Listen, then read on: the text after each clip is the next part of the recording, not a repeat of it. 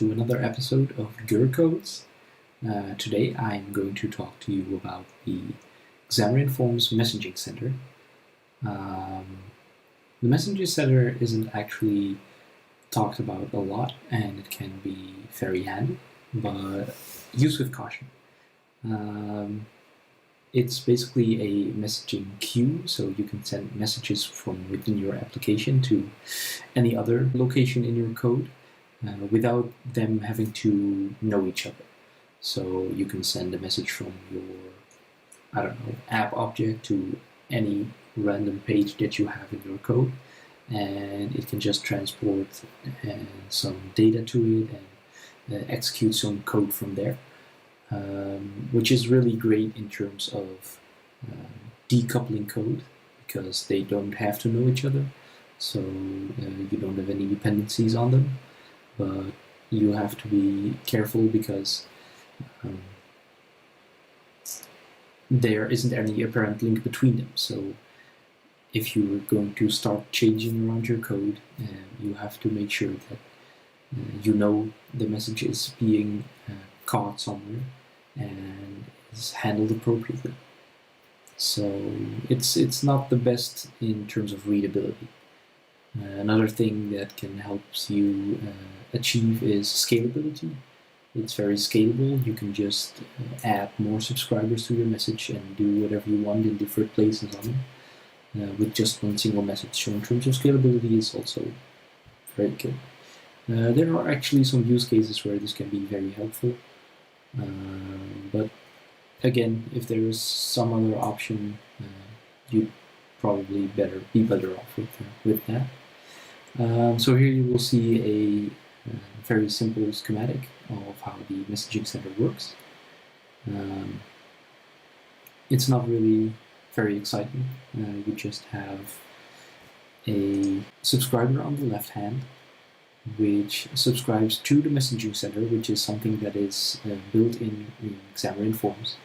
And at that moment, you can send the message with that contract, which is just defined by a string. Whenever that message is being sent from anywhere to the Messaging Center will know, hey, for this message, I will have these subscribers, so all these subscribers will now receive this message with whatever parameter you can give them. You can supply parameters with them, which can be simple types or even complex types, so you can transport some data between them as well, and that way you can run some code which is very decoupled. So let's have a look at how that works. Here I have just a simple Xamarin Forms project, which is just a file new project, nothing more. And I've created a simple content page for it with a stack layout, which has another stack layout and 3 buttons, which has a fire, subscribe, and clear, and a list view, which is going to show some events. I'm just going to demonstrate this with the code behind. There's nothing going on right here, right now. But I will just start implementing these buttons here. So let's start with the fire button, which will actually fire a message, so it will send a message. So I'll just, clicked is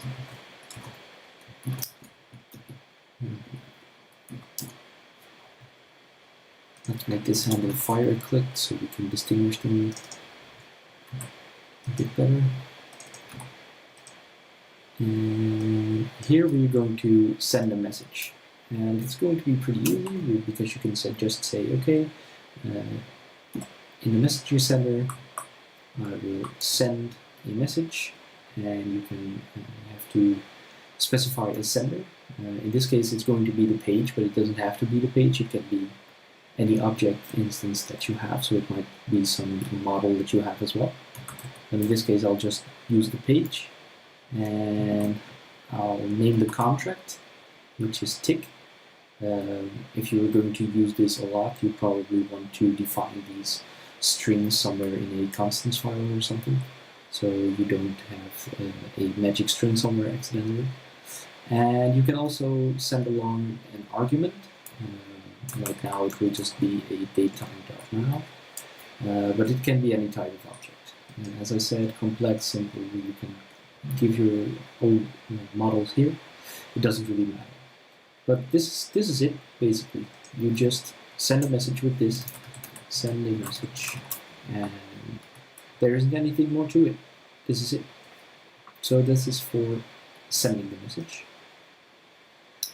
Now to subscribe to the MessagingCenter, so we're also going to receive the message on the same page, which isn't very useful, but it's enough to get the hang of it. So also implement the click here, and let's call this subscribe clicked with the C. Let's see. Yeah.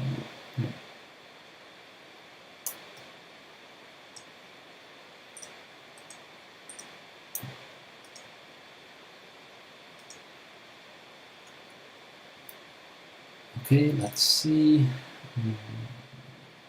Yes, remove it. There we go. And here we're going to subscribe to the MessagingCenter. So we're just going to the MessagingCenter here. And I didn't just tell you a minute ago, but here you can see it has basically 3 methods. It has the send, subscribe, and unsubscribe. So obviously we're going to use the subscribe here and subscribe to the contract that we've just specified. We're going to send a message to. And now we're going to specify the subscriber as a first parameter, which is also going to be this page, but again, this can be any object that you want. And here we have to specify the message again. Note that this has to be the same one as we defined here before.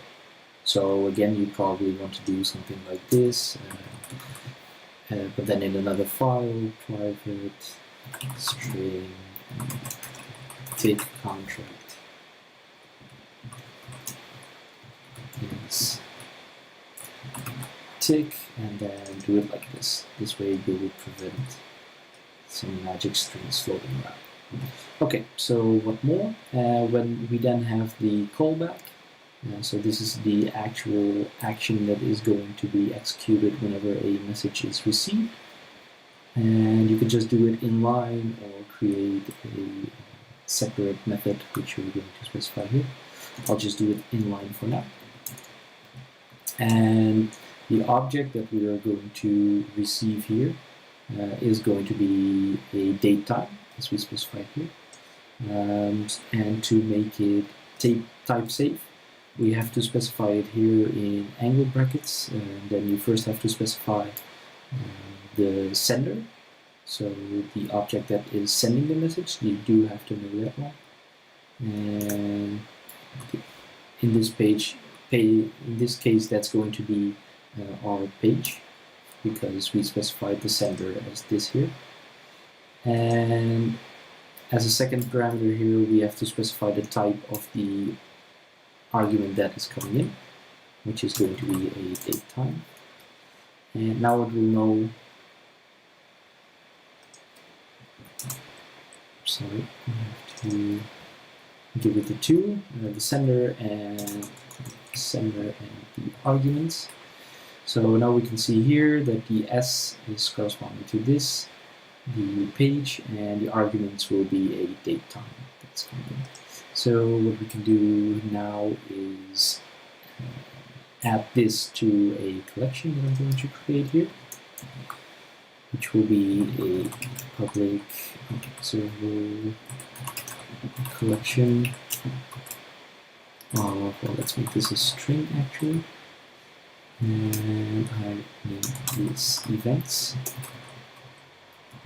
set. And let's initialize it while we're at it. Let's import the right types here. There we go.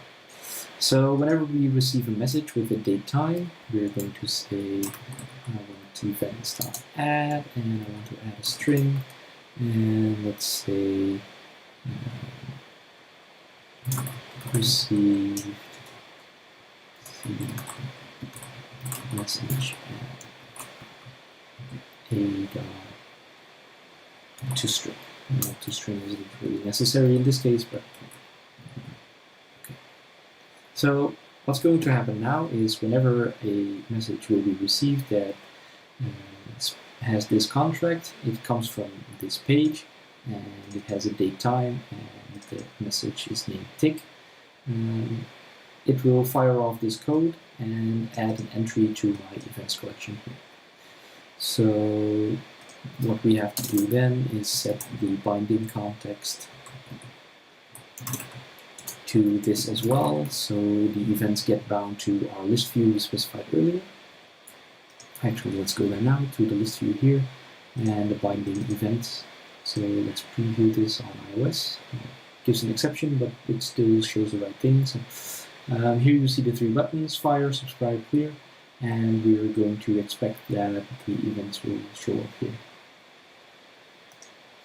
So lastly, let's also implement the clear button. Click this and clear.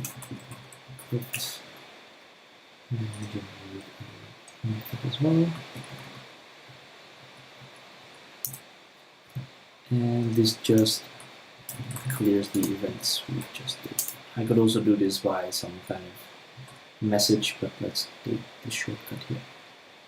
Okay, so when I run this, the iOS simulator has to load for a second here. Oops, there it is, it's a bit big. Let's see if we can get this a bit smaller.